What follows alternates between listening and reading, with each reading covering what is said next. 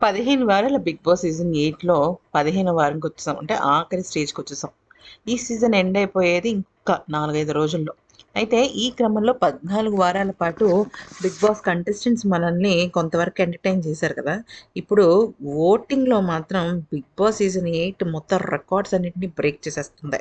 అయితే నిన్న గంటన్నర పాటు అంటే మనకి ఆదివారం నాడు రాత్రి 10:30 నుంచి 12 వరకు కూడా నమోదైన ఓటింగ్‌ని గనుక చూసుకున్నట్టయితే షాక్ అయ్యి కింద పడిపోవాల్సిందే.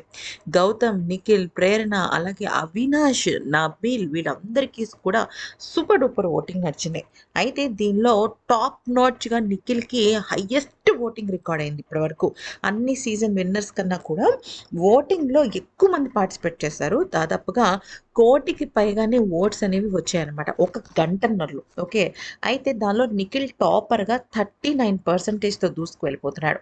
మొన్నటి వరకు కూడా మనం అన్‌అఫీషియల్ పోల్స్‌లో కానీ, లేకపోతే 'బిగ్ బాస్' సేవ్ చేసే క్రమంలో కానీ నిఖిల్ తర్వాత గౌతమ్ టాప్ 2లో ఉన్నాడు కదా! ఇప్పుడు ఊహించని ట్విస్ట్ ఏంటి అంటే, దాదాపుగా ఈ మండే మధ్యాహ్నం పోల్స్ వరకు కూడా ప్రేరణకి, గౌతమ్‌కి దాదాపుగా 2% తేడా ఉంది. ప్రేరణ అన్ని అన్‌అఫీషియల్ పోల్స్‌లో దాదాపుగా సెకండ్ పొజిషన్‌లోకి వెళ్ళిపోయిందనమాట. అయితే దీనికి కారణం ఏంటనేది మనకు తెలీదు కానీ, తను లాస్ట్ వీక్ ఆడిన గేమ్ వల్లనా, లేకపోతే తన ఫ్యాన్స్ కానీ, తన పీఆర్ గాని యాక్టివేట్ అవ్వడమో తెలీదు కానీ, నిఖిల్ తర్వాత స్థానం ఇప్పుడు ప్రేరణ సాధించబోతోందన్న విషయం చాలా స్పష్టంగా అర్థమవుతుంది. అంతేకాకుండా ఎలిమినేట్ అయిపోయిన యష్మి కంటెస్టెంట్స్ కానీ, పృథ్వీ కంటెస్టెంట్స్ కూడా నిఖిల్‌కి కొంతమందేస్తున్నారు, ప్రేరణకి కొంతమందేస్తున్నారు. ఖచ్చితంగా వేస్తున్నారనమాట.